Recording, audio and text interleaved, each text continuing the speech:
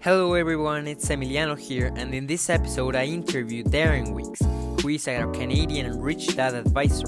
Darren has been a businessman, investor, and capital raiser for companies such as Royal Caribbean International. He's also the author of the book The Art of Raising Capital. In our conversation, you will be able to listen to Darren and I talk about his book, his journey, about a concept called the BI Triangle, and more. I hope you receive value from this episode, and feel free to share it in your social media accounts or recommend it to someone that might need it. I hope you enjoy, and thanks for listening. So, hey everybody, I am Emiliano Darren, and I want to present myself properly because we have had some conversations, but I haven't presented to you what I do.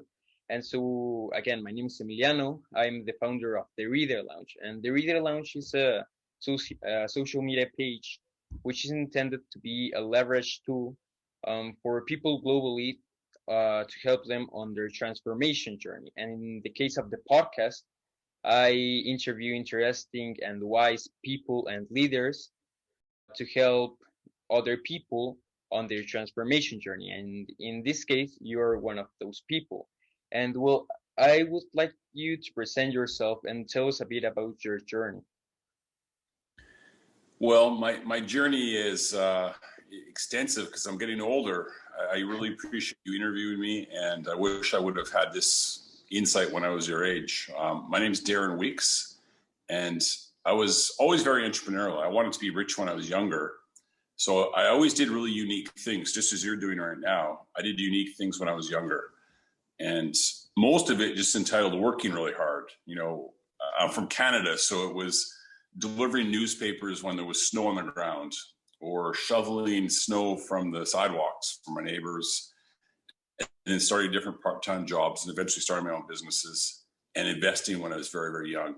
And all those things kind of gave me somewhat of a foundation to start to realize that I wasn't very good at school. I really didn't like school, although I did go to university because I was told by society, go to university.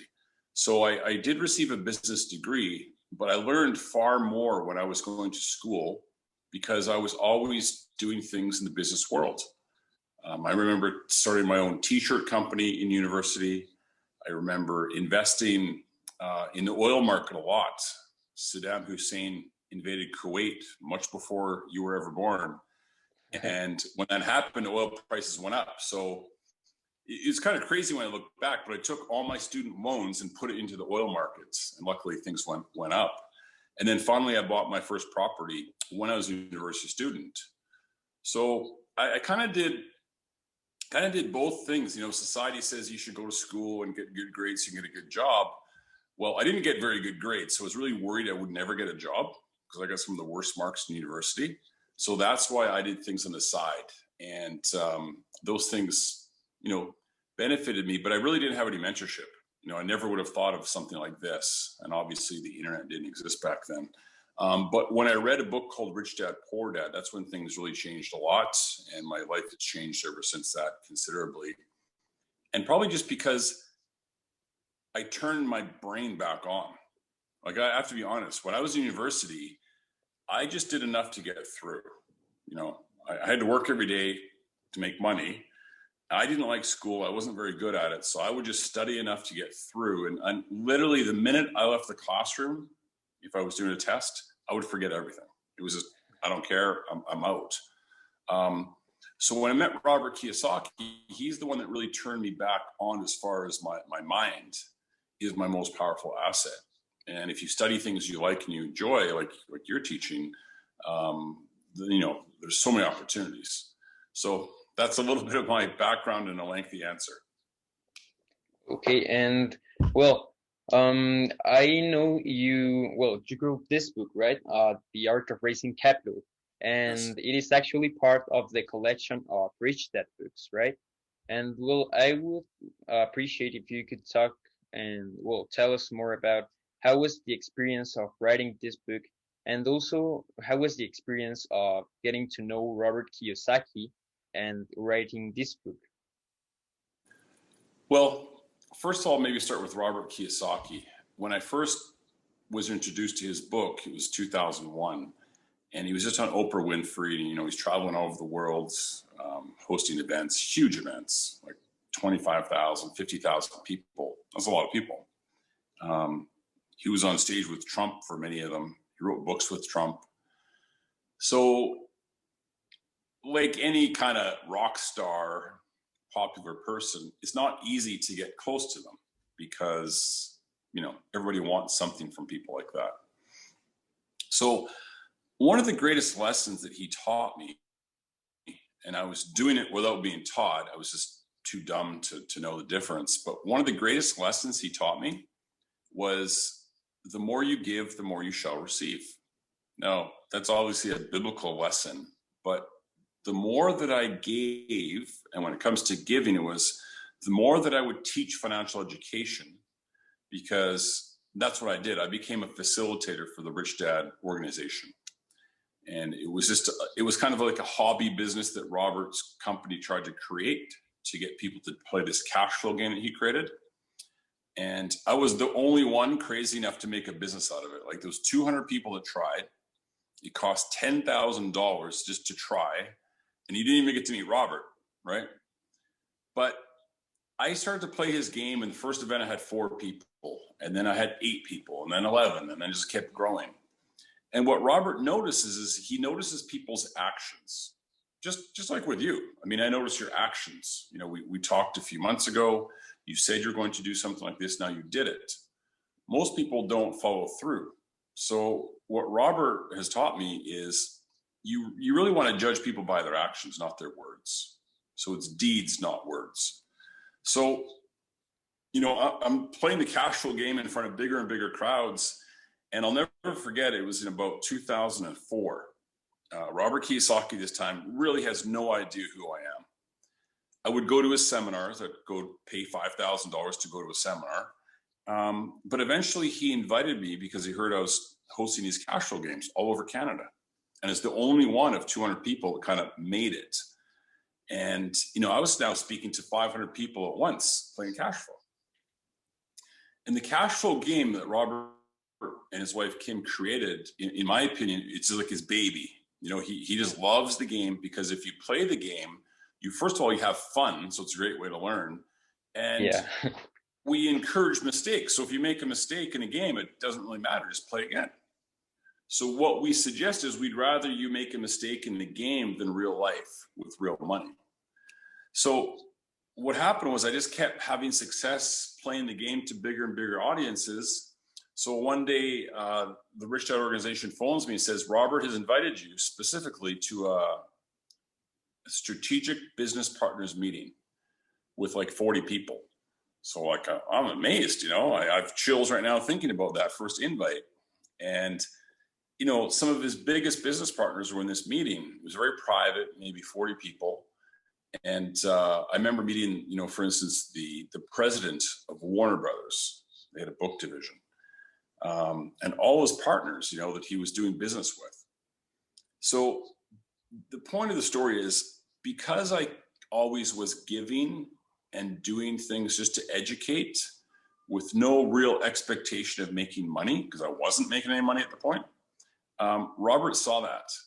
And again, that allowed me to get closer into a circle, because what I find is most people, what they want to do for me or Robert or other people is they always want to take first. So they always want to do is take. And it drives me crazy. Even when I'm on stage, if I teach that principle, people still come up afterwards and want to show me something or pitch something to me. And if they would just realize that if you give first, you're probably going to open up a lot more doors. So again, my answers are probably a little lengthy, but it's really important to set the context that getting to meet Robert was a long process. It didn't happen overnight. And then after that meeting, it was just gradual, At that point, I would then still go to his seminars, and then I would invite, 20 people. And he used to have seminars that cost $5,000, and there would be about 200 people in the room. And maybe 10 or 20 were from Canada, because I invited them. And we all paid our full price. So he would start to notice these little things that I was doing. And then one time he asked me if he could come and speak in Canada for me. And then it just kind of got more and more, gradually became more friendly, but he was always testing. He was always watching me at the events. And the more that I listened to Robert and learned from him, the larger my companies would grow. And the book behind you is really another story. What he taught me was, and I never really got this, in around 2006, probably 2007, he said, debt can make you rich. Now, when you were young, did your parents tell you debt can make you rich? No, no, they didn't. They told me the opposite. Oh, right. So debt can make you poor if you use it poorly. If you use it in bad ways, like a Visa credit card, that can make you poor. But it can also make you rich. So I started to think, how can I get more debt? And the debt would be paid off by my customers or by my tenants, for instance. So that's when I started to raise capital. And again, Robert didn't really know what I was doing. He knew, but he's a busy guy, and I didn't go tell him, but he took notice when I bought a few thousand properties in the biggest real estate crash in 80 years, back in 2008 and 9. So it's honestly, he's the one that told me to write the book, and he created the title. I didn't want to write a book because to me, a book is, a lot of people think, oh, I'm going to write a book and make money. No, it's just a business card. A book is, to me anyway, a book is like credibility. And our company was growing so fast, and I didn't need any more customers. I hate to say that. I didn't need any more. So I don't want to do a book. It's just going to make things worse. We're so busy. But when Robert says you're going to write a book, then you write a book. So that's kind of the story.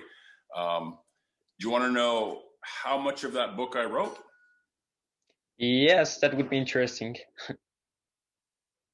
Well, maybe just open up. Tell me how many pages in that book. I have no idea. How many pages I think are in it's my book? 133 pages long.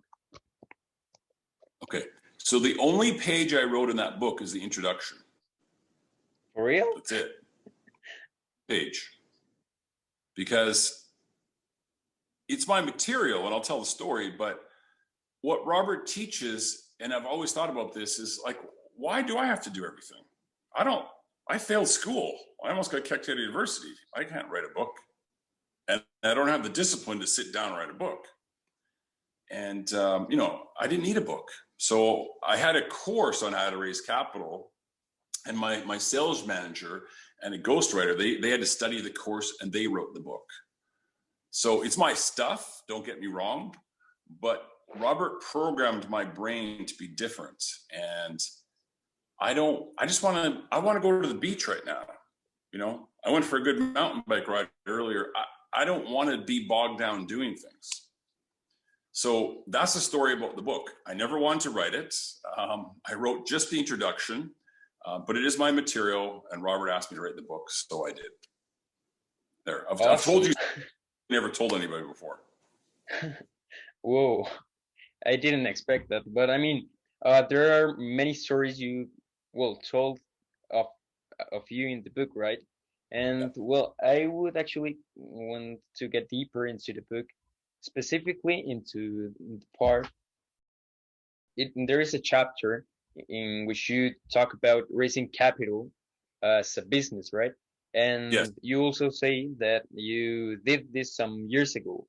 And also you mentioned that you did, you raised capital for Royal Caribbean, right? And I would like to know more about this story and this stage of your life, specifically the Royal Caribbean part. Well, the Royal Caribbean Cruise Line deal, Royal Caribbean is like a $10 billion company. So raising money for them was only possible because I did it years and years ago, all by myself, learning the mistakes, learning not to make the same mistakes twice. So it's like anything, people look at somebody and say, wow, you raised all that money, or you did a deal with Royal Caribbean. Well, it still took me probably almost 15 years before I did that deal of raising capital. So years ago, I was buying property. So before I read Rich Dad Poor Dad, I owned about 10 properties approximately. And after, 5 or 6, I didn't have any more money. So I thought, how can I start to use other people's money to buy property? So I thought to myself, well, first of all, I need somebody who has a job, so they have some money. And then I also need somebody who doesn't want to buy real estate on their own because they just do it themselves. And then I thought, how do I get in front of people that have money and a job and maybe interest? And the first group of people that came to mind was doctors. Doctors have money. But then I thought, okay, I can't access them. They're always really busy and you can't go see them and ask if they want to invest with you. So I started to look at what industries, what occupations had conventions. So in Canada, teachers have conventions a couple times a year. Thousands of teachers will go to a convention hall. And I started to speak at some of those and explain to people how to make passive income. And then I had a booth, okay? So as teachers would walk by, I would try to have them come and talk to me. I would get their name, their phone number, and then I'd phone them and learn how to raise capital the hard way.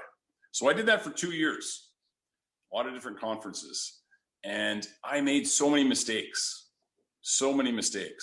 But I'm glad that I did that, because for the people that are listening, even if you read my book, you're going to get some insight, but you're still going to be terrible at it.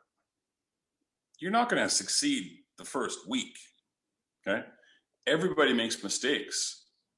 So what I suggest is I'd rather you make mistakes with people that don't have very much money versus going to doctors first or your wealthy uncle. I'll use that as an example. So don't talk to your rich uncle first, because you're going to screw up. So I made a lot of mistakes talking to teachers, but I also learned a lot and I had some success. Then I went to dentist conventions and I started talking to dentists. And instead of them investing with one deal with me, they would buy 4 or 5 at once. So now I have a lot of properties. So I learned all these lessons again, and then I read Rich Dad Poor Dad. And when Robert kind of connected the dots in my mind about debt being good, that's when I started to make it a real serious business. So we raised a lot of money in Canada. We had over 5,000 investors, $150 million US dollars. And I think I got to be honest, the thing I liked the most about that business was I never sat down with one investor. I didn't have one investor sit with me one-on-one and do the paperwork up. Because again, my idea is I don't want to do all this work. I created the leads and then my team did everything else. So business and raising capital, it's really a team effort. You can't do it yourself. It wasn't just me. I had a great team of people that helped out. And what you'll learn is if you're good at raising capital, everybody's your friend. Everybody wants to phone you and say, hey, I got a good idea. Can I have some of your money? So the Royal Caribbean Cruise Line called us and they heard about us building another port in Honduras that we built. And they wanted to have some discussions to do a lot of deals, a number of deals. And this is because of the financial crisis back in 2008, 9, 10. Even a multi-billion-dollar company still had difficulties with banks. So they approached me and we built, at least at the time, I don't know if it is anymore, the world's largest cruise ship center in Falmouth, Jamaica. What year was that? I think we put the deal together in 2010 and then they had to build it. So maybe it was built in 2012 approximately. And so you just raised the capital and gave it to them, and that was it? Well, that was it. They had to build the port. Then, some of the largest cruise ships in the world now dock there. They had to build all the retail space. But as far as the work involved, yeah, that's it. I mean, we have them manage the port. We don't do anything else. We just collect passive income. Whoa. Yeah, and for anybody who would like to enter this business, what would be your key advice? There's a lot. I mean, I would really suggest you get experience working for somebody else. Like our company hires people to help us sell. And I don't ever hire somebody and hope they're going to be an employee with me forever. I really want them to learn skills. And I would be thrilled, for instance, on this call, we have a lady named Olga who I've known for a long time, and she's listening just to learn. I'd be thrilled if everybody that listens or works with me eventually does this. And I think if you're going to raise capital, learn how to do it first. Go work for a company that can even pay you to learn to work.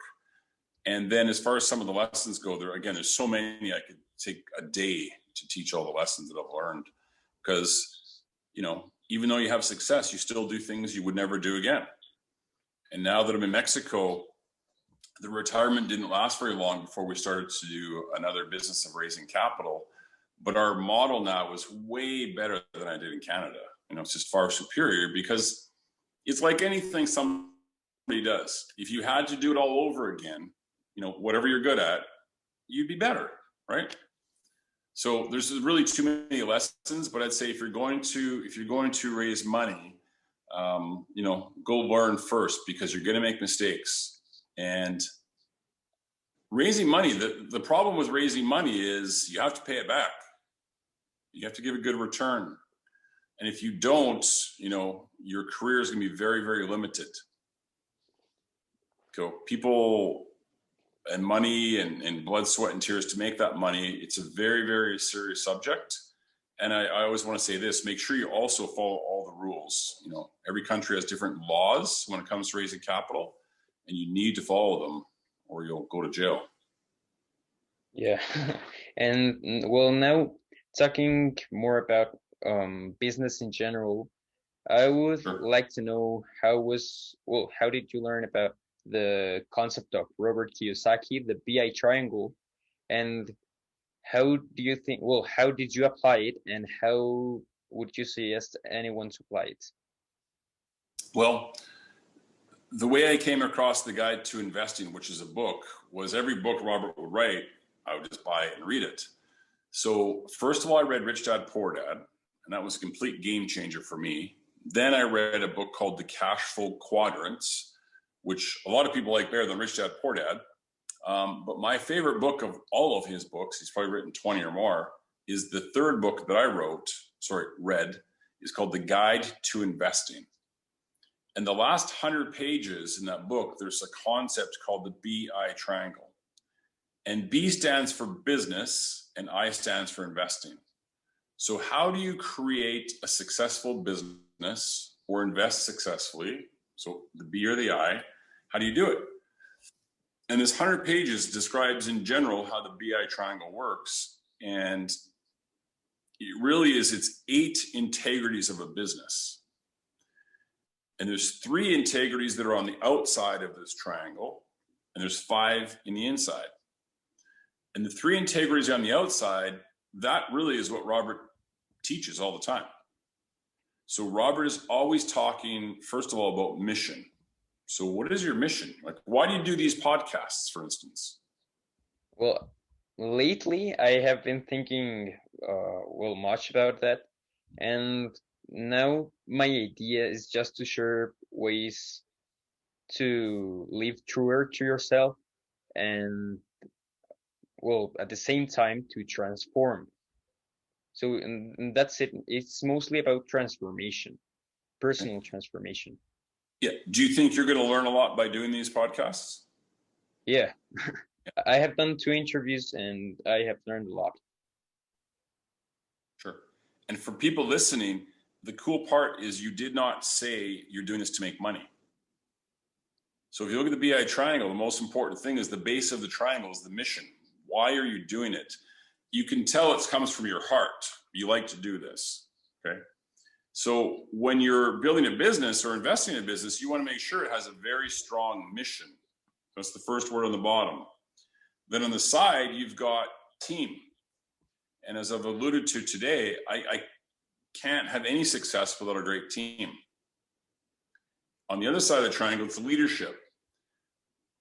For every success or every failure, you, the leader, also has to take some responsibility, especially on the failures.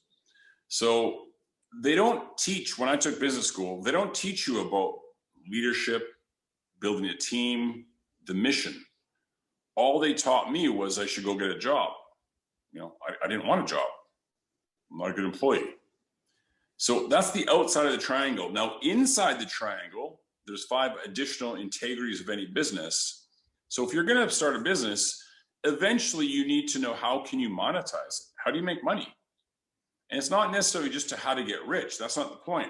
But you still need money to grow your business. You need money to hire employees. You need money to help more people.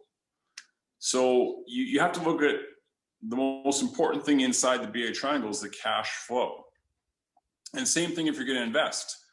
Like we at the Freedom Investment Club Mexico, we have investments. So obviously when I do my research on the companies that want me to lend them money, I have to ask what their mission is. I look at their team and I look at the leader. But then I need to say, okay, does your concept make money? Is there good profit margins? Is it a product that is needed even during COVID, for instance? So in the BI triangle, first is cash flow. Then there's communication. So our company communicates really well. We do seminars, we do Zoom calls, we do newsletters, and I've got a team of people that also communicate with our investors. Then you have systems. So how can you invest in a company if they don't have systems? Or like I said earlier, the reason I didn't have to write that book behind you is I had systems in place. I had a team in place, I had systems in place so that they could do it themselves. And then finally, you need legal protection. You need to make sure you're doing things legally.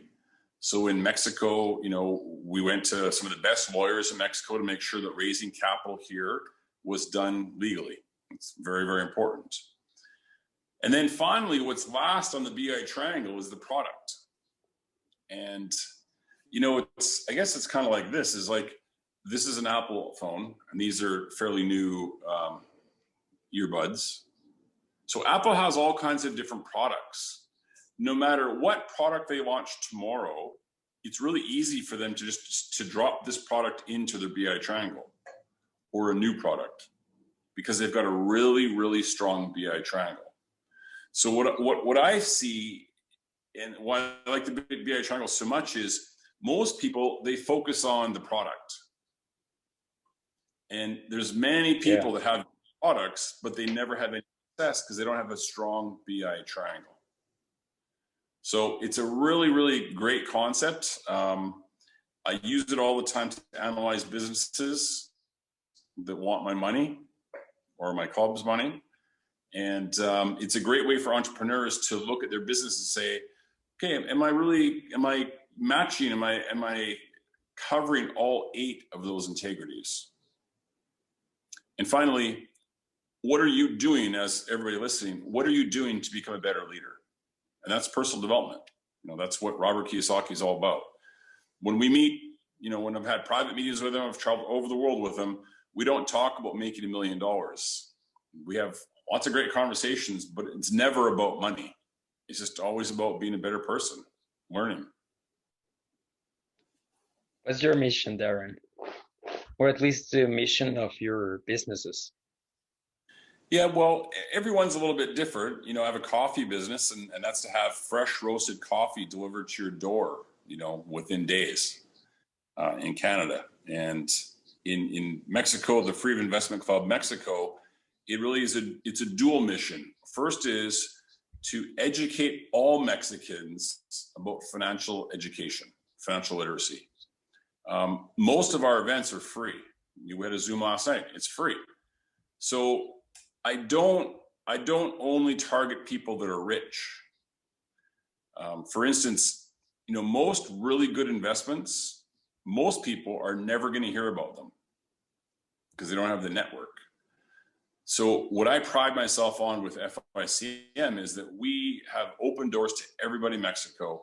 And if you're young, if you don't have money, it doesn't matter. You can still learn. So one day you can do this on your own. So the first part of our mission is just financial education. And then second of all, we offer different investments because a lot of people would rather invest with Freedom Investment Club than do it on their own because they see the track record and they see the team. And they realize that for all the stress and the heartache and the efforts and the pain, it's just easier to invest in our deals than do something on their own. So that's our mission with Freedom Investment Club Mexico. Okay. You know what I want?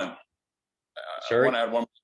What I want is I want our investors to be the smartest investors in the world. I really do. Most people just blindly give their money to the bank, to a broker, and they really don't know anything about their deals. So what we pride ourselves on is having people that are educated, and they meet the owners of the companies they invest in, they meet our team, and they're fully educated on the deal. And to me, that reduces your risk. The more education you have, the less risk you have. Yes, and that's in general, right? Not just for financial education. Sure. Absolutely. And well, I just have 3 more questions before we wrap up. And Sure. well, they are brief questions. First, I would like you to to give any advice to your 15-year-old self. You know, what was the advice I gave you? Do you remember? The last time we talked about 2 things. One, that I interpreted it as focusing on your own path. And well, my question that day was, how can I get my friends and family involved in finances? So that was one thing, and the other one was that I should start a business as I go to school. Right. And did I tell you why I think that would work? I think no. Okay. What happens is if you knocked on my door and you were asking to do yard work or selling something, I would immediately say yes, because you're 15, right? So you have something called an unfair advantage. And Robert Kiyosaki wrote a book called The Unfair Advantage. It's really a great book. So everybody has an unfair advantage. If I met each person that listened to this, I'd be able to get into what your unfair advantage is. So currently your unfair advantage is you're young. You've got a good attitude. Okay. So in Canada, I'll give you a quick story. Where I lived was a pretty nice area. And all the houses were, big houses, large properties. And my son was turning like 9 or something, maybe 10. And I told my son, you have to have a business this summer. He's 10 years old. And of course he procrastinated and he didn't know what to do. And, should he walk dogs or should he, what should he do? And he was too young to cut grass. So the night before, I remember I was flying to Sweden. I said, hey, you got to figure something out. So he decided he was going to be picking weeds. Okay. So he'd be gardening. He's 10 years old. So he created a flyer and he came to my office and we photocopied it. And I'm rushing around because I got to go to the airport the next morning. And then because he's so young, I said, okay, you have to go knock on this door. It was in our neighborhood, but I didn't know who lived there. And we practiced his pitch, his 30-second pitch, right? So somebody opens the door and you've got this little boy, and he gives his pitch and the wife brings the husband out and he does the pitch again.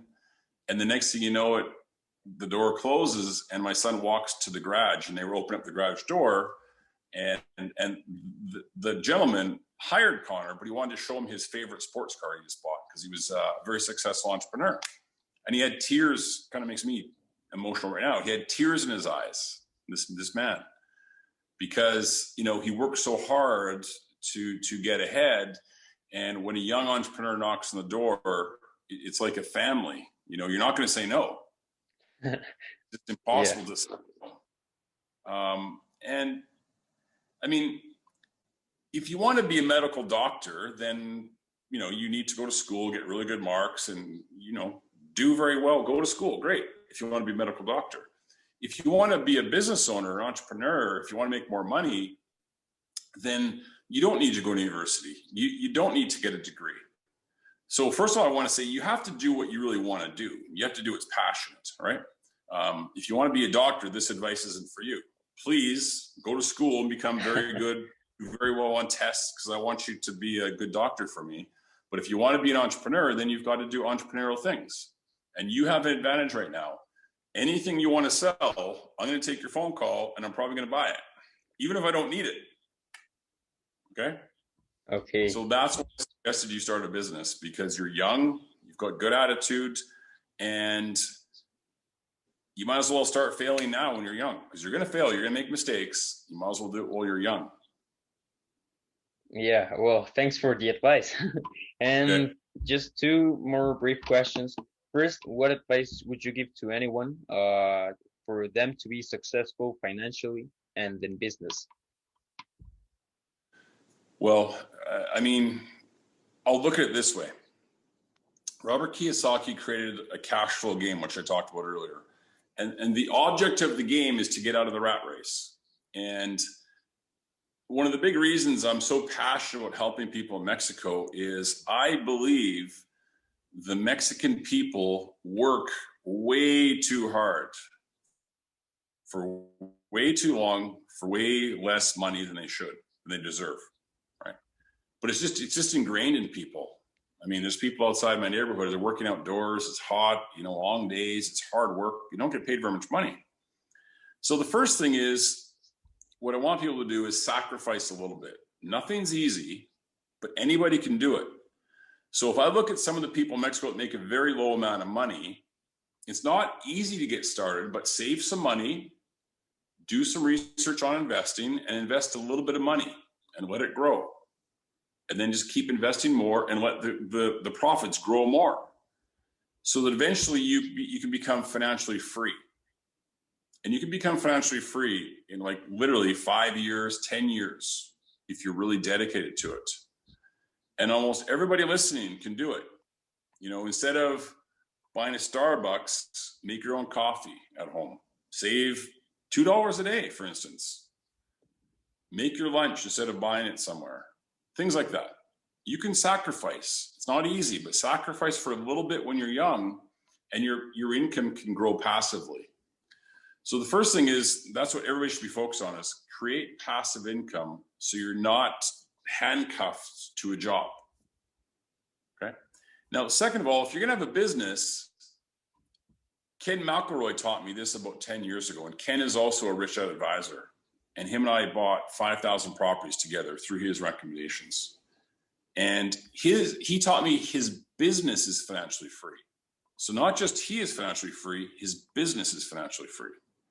So that got my mind thinking, how can I make sure my business is financially free? So during COVID, for instance, it didn't really impact me at all, because even if our sales go to zero, the businesses that I built them so they're financially free. And it's a deep thought, but if you're going to be in business, like, why be in business to be small? Why be in business to be stressed all the time? Business is supposed to be so you can live a better life and help a lot of people along the way. So I just think that, what I would suggest is, like, just keep growing as a person, keep studying, keep, here's the latest book I'm reading. It's on leadership. Extreme ownership, yeah. Just grow. And the more you grow, the more money you make. What I find is you help more people. Yeah. At least in Canada, if you go to a hospital, the children's ward or the kidney area, typically there's a name on the wall when you walk in, and somebody donated millions and millions of dollars to have that wing to help the children or the heart area or whatever. So what I find is these business people eventually, I have a nice car, I have a nice house, I don't need anything else. So eventually what happens is people that have a business, they just give back. So, have that mission, that passion to say, okay, I'm going to grow my business, and not just for me, but to help more people out. And then you can always give back to society. Yeah, totally agree. And well, my last question has to do with learning. So is there any concept you have learned or read recently that you would like to share to us? Well, I mean, again, just from what I learned with Robert, was he really ignited the learner inside me. So I would say, like, whatever it is you're passionate about, you can also make money if that's what you want to do. anything in the world, if you're passionate about something, you can make money.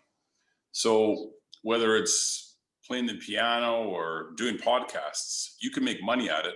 So just always be a lifelong learner, be challenging yourself to say, this is my most important asset, and it differentiates you from everybody else. Nobody can compete with the way you think. So if you think differently and you're determined, take advantage of it, because I think that's what sets apart a successful entrepreneur versus somebody who gets comfortable and doesn't ever reach their goals. So I'm a lifelong learner now. So I read different books, I take different courses. And the nice thing about learning, though, for me is I just want to learn certain things. I don't want to take calculus in school. I don't want to learn that. I just want to learn things that I enjoy to learn. So that's what I would say. Embrace it. Unfortunately, a lot of people in school, their spirit was crushed. If that's the case, just say, hey, it's over. Start learning every day about something you enjoy. Okay, great advice. And Yeah. well, thanks again, Darren, for all the learning you have given to us. And thanks for accepting my invitation again. So absolutely. And if you need some other people to do webinars with, I have a pretty good Rolodex. So just let me know. Oh, thanks. And well, is there just anything else you would like to add besides what you have just told us? No, I'm just really proud of what you're doing. Taking action is really important, and you're a young man who's going to be, a very good leader in Mexico. And I think that's the most important thing. Is I'm just proud to know you and to have met you. And Mexico needs more leaders. They need another generation to think differently. So I think Mexico's going to be very happy with you in the long run. Congratulations. Thank you. Okay, and you obviously have good parents as well. So give your parents a hug when you get off the Zoom. Okay, yeah, I will. Thanks. Okay. And Take well, care. thanks again for joining again. And well, I was just telling Mariana that I wanted to send you two of these T-shirts, and they are of my brand, of my page. And well, yeah, that's it. She told me that she will send me the address later. So yeah. And thanks again for the part. Yeah, I appreciate the gift, and I'll wear it proudly. Oh, thanks. Okay, take care. Same. Bye. My friend. Bye-bye. Thanks for listening. I hope you did receive value from this episode and learned something useful. If you like the content, drop a follow on any platform you are listening to this interview and share it. That way more people benefit from this content. Thanks again.